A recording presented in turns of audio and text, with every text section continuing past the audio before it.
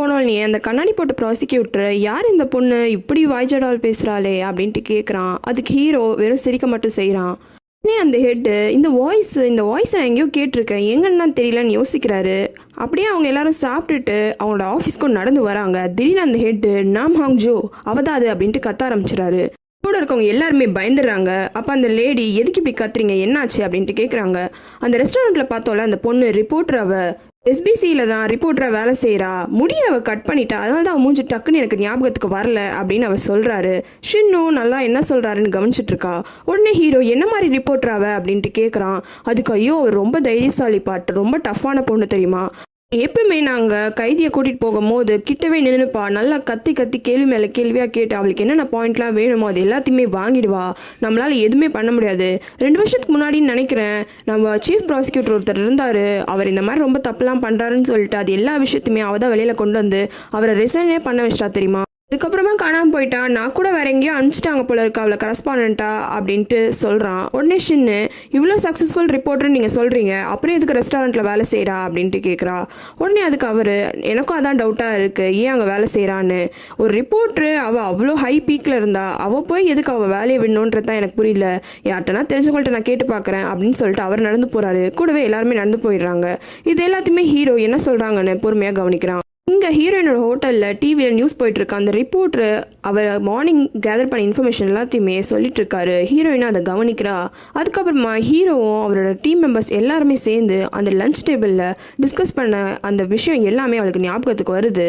எல்லாத்தையுமே அவள் யோசிச்சு பார்க்கும் போது வெங்காயம் தான் கட் பண்ணிட்டு இருப்பா, அப்படியே கையையும் கட் பண்ணிக்கிறா. அவங்க அம்மா உடனே பதறி அடிச்சு ஓடி வராங்க. கொஞ்சம் பார்த்து இருந்திருக்கலாம்ல, சரி விடு நான் மிச்சத்தை எல்லாத்தையும் பார்த்துக்கிறேன் அப்படின்ட்டு கேட்குறாங்க.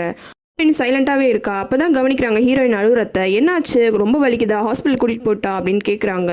அப்போ ஹீரோயின் இல்லைம்மா வெங்காயம் வெட்டினல, அதனால தான் கண்ணில் தண்ணி வந்துருச்சுன்னு சொல்லிட்டு கடகடனா அந்த இடத்த விட்டே போயிடறா. அங்கேருந்து கிளம்பின ஹீரோயின் அந்த ஆஃபீஸ் இருக்கிற இடத்துக்கு போய் நின்று ரோடை க்ராஸ் பண்ணாமல் அப்படியே தூரத்துலேருந்து பார்த்துக்கிட்டே இருக்கா. ரொம்ப ஃபீல் பண்ணிகிட்டே இருக்கா. அப்படியே அந்த ஹோட்டலில் காமிக்கிறாங்க. ஹீரோயின் சண்டை போட்ட அந்த ஹோட்டல் ஓனரு சிக்கனில் இருந்து ஒரே ஒரு பீஸை மட்டும் தனியாக எடுத்து வச்சுட்டு மிச்ச பீஸை இதுதான் டெலிவரிக்குன்னு கொடுத்து அனுப்பிச்சிடுறாரு. ஹீரோயினும் அந்த பக்கமாக நடந்து வரா. அப்போ தான் கவனிக்கிறா அந்த ஹோட்டல் ஓனரு பூனைங்களுக்கு எல்லாத்துக்கும் சிக்கன் பீஸை போட்டுட்ருக்காரு. இதை கவனிச்ச ஹீரோயின் இதுக்கு தான் அந்த பீஸை எல்லாத்தையுமே திருடி வச்சிருக்காரா. சரி விடு, எனக்கு ரொம்ப டயர்டாக இருக்குது, எதுக்கு இப்போ போய் அவர்கிட்ட பேசிக்கிட்டேன்னு அவள் வீட்டுக்கு நடந்து வந்துடுறா. வீட்டுக்கு வந்துட்டு அந்த போலீஸ் ஊட்டக்கு சொன்ன விஷயத்தை தான் யோசிச்சு பார்த்துட்டு இருக்கா. நான் கண்டிப்பாக என்னால் முடிஞ்சா எல்லாத்தையுமே சேஞ்ச் பண்ணுவேன்னு அவன் சொல்லியிருப்பான். அவளுக்கு வர கனவு எல்லாத்தையும் அவர் நோட் பேடில் எழுதி கண்ணாடியில் ஒட்டி வச்சிருப்பா. அதை பார்க்குறா. ஒரு ஈவெண்ட்டு மியோங்வான் யூனிவர்சிட்டியில் நடக்க போகிறது அவளுக்கு ஞாபகத்துக்கு வருது.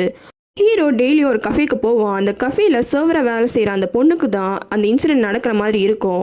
இதே மாதிரி கனவு ஹீரோவுக்கும் வருது. ஆனால் அதில் ஹீரோயினை யாரோ துரத்திட்டு போகிறாங்க. அதே மியோங்வான் யூனிவர்சிட்டி சுற்றி தான் அது நடக்கிற மாதிரி அவனுக்கும் கனவு காண்டான். அடுத்த நாள் காலையில் ஏந்துட்டு ஆஃபீஸ்க்கும் போயிடுறான். அங்கே அந்த ஷின்னும் அந்த கண்ணாடி போட்ட ப்ராசிக்யூட்டரும் எட்டி பார்த்துட்டு இருக்காங்க ஒரு ரூம்குள்ளே. என்னாச்சு அப்படின்ட்டு கேட்குறான். உள்ளே பார்த்தா அந்த ப்ராசிக்யூட்டர் லேடியும் அந்த கேஸ் சம்மந்தப்பட்ட ஆள்கிட்ட தீவிரமாக விசாரணை பண்ணிட்டு இருக்காங்க. இது எல்லாத்தையுமே கவனிச்சுட்டு 3 பேர் வெளில வராங்க. அப்போ ஷின்னு அதுதான் நம்ம ஹெட்டு இந்த கேஸை எடுத்துக்க வேணான்னு சொல்லிட்டார்ல, அப்புறம் எதுக்கு தேவையில்லாமல் இவங்க கூப்பிட்டு கொஸ்டினிங்லாம் பண்ணிட்டு இருக்காங்க, எல்லாமே வேஸ்ட் ஆஃப் டைம் அப்படின்ட்டு சொல்கிறா. அப்போ அந்த கண்ணாடி போட்ட ப்ராசிக்யூட்டரு சரி நாங்கள் நேற்று கேட்டோம்ல நீ யார் சைடு எடுக்க போகிறேன்னு, அதை பற்றி யோசிச்சிட்டியா அப்படின்ட்டு கேட்குறாரு. அதுக்கு ஹீரோ எனக்கு ஒரு ஹெல்ப் வேணும் அப்படின்ட்டு கேட்குறான். உடனே ஷின் அங்கேருந்து எனக்கு வேலை இருக்குது அப்படின்னு கடற்கன்னு ஓடி போயிடுறா. அவரும் எனக்கு வேலை இருக்குன்னு கிளம்பி போங்க பார்க்குறாரு. உடனே ஹீரோ இல்லை கொஞ்சம் ஹெல்ப் வேணும் அப்படின்ட்டு திரும்பி கேட்குறான். அதுக்கு அவர் என்ன ஹெல்ப் அப்படின்ட்டு கேட்குறாரு. உடனே ஹீரோ இல்லை இன்னைக்கு நைட் என்னோட ஷிஃப்ட் மட்டும் நீ கொஞ்சம் பார்த்துக்கிறீங்களா, எனக்கு கொஞ்சம் போக வேண்டிய வேலை இருக்குது அப்படின்ட்டு கேட்குறான். ஆனால் அவர் அதெல்லாம் முடியாது, இந்த ஆஃபீஸ்லேயே ஒரு கேர்ஸ் இருக்குது, ஒருத்தவங்களோட டியூட்டியை இன்னொருத்தவங்க பார்த்தாங்கன்னா கண்டிப்பாக நைட் ஏதோ பெரிய இன்சிடென்ட் நடக்கும்னு சொல்லுவாங்க, என்னெல்லாம் பார்த்துக்க முடியாது, என்ன விட்டுரு வேற யார்ட்டனா கேளுன்னு அவரும் தப்பிச்சு போக பார்க்குறாரு. ஆனால் ஹீரோ ஜோங்க இல்லை உங்களோட அந்த டியூட்டியை பார்க்குறேன் இந்த டியூட்டியை பார்க்குறேன், உங்களுக்கு ஏதோ ஒரு பொண்ணை இன்ட்ரடியூஸ் பண்ணி வைக்கிறேன்னு எப்படியும் அவரை சமாளித்து அவரை பார்த்துக்க ஒத்துக்க வச்சிடறான். கூட்டக்கு பெட்ரோல் வண்டியில் அவன் ஃப்ரெண்டு கூட போயிட்டுருக்கான். அப்போ தூங்கிடுறான். அப்போ தூக்கத்தில் அவனுக்கு வர கனவு இல்லை ஹீரோவும் ஹீரோயினும் மியோங்வான் யூனிவர்சிட்டி சுற்றி இருக்காங்க. அப்படி நிறைய பையனுங்க வந்து அவங்க 2 பேரையும் பிடிச்சி ரொம்ப அடிக்கிறானுங்க. இந்த எல்லாமே கனவுல வந்தோடனே ஊட்டக்கு தூக்கத்தில் நீ எழுந்துடுறான். அவன் ஃப்ரெண்டு கிட்ட அந்த மியோங்வான் யூனிவர்சிட்டி சுற்றி நீ கொஞ்சம் பேட்ரோல் பண்ணலாம், கார் அந்த பக்கமாக எடுத்துகிட்டு போ அப்படின்ட்டு சொல்கிறான். ஹீரோயின் அவளோட ஹோட்டலில் இருக்க ஃபயர் எக்ஸ்டிங்ஷரை எடுத்துக்கிட்டு கிளம்புறா. அப்போ அவங்க அம்மா இந்த நேரத்துக்கு எங்கே கிளம்புற அப்படின்ட்டு கேட்குறாங்க.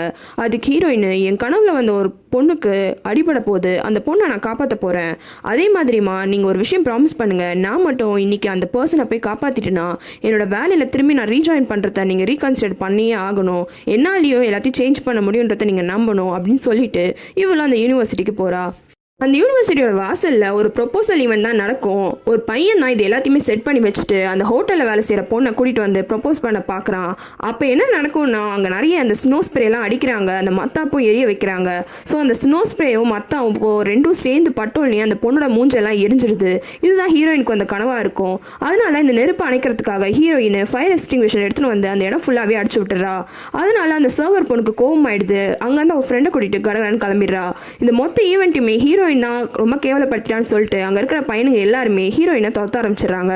ஹீரோயினும் அங்கே எங்கன்னு சொல்லிட்டு எல்லா இடத்துலையும் ஓடிட்டே இருக்கான். ஆனால் விடாமல் ஃபாலோ பண்ணிட்டே வராங்க. திடீர்னு ஹீரோயினை யாரோ பிடிச்சி தனியாக இழுத்துட்டு வந்துடுறாங்க. இவங்களும் அந்த பொண்ணு எங்கே போனான்னு தெரியலையே அப்படின்னு அந்த பக்கமாக நின்றுட்டு இருக்காங்க. அப்போ தான் தெரியுது ஹீரோயினை கூட்டிகிட்டு வந்தது ஹீரோவாக இருக்கும். உடனே ஹீரோயினை ஜெயிச்சா நீ என்ன பண்ணுறீங்க அப்படின்ட்டு கேட்குறா. கொஞ்ச நேரம் சும்மா இருன்னு அவனும் சொல்கிறான். அந்த பையனுங்களும் இந்த பொண்ணு இங்கே இல்லைன்னு சொல்லிட்டு அந்த பக்கமாக போயிடுறாங்க. ரெண்டு பேரும் ஓடி போகிறாங்க. ஆனால் திரும்பி அவங்கள மீட் பண்ணாலும் எப்படியும் அவங்கள அவாய்ட் பண்ணிட்டு தனியாக வந்துடுறாங்க.